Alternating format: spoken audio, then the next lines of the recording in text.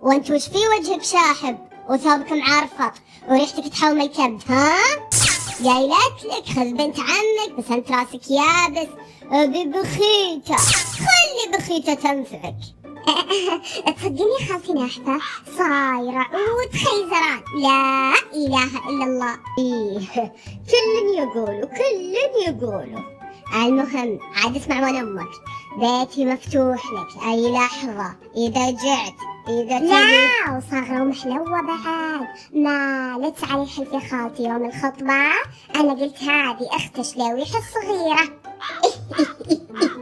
الله يقطع سواليفك يا بخيته.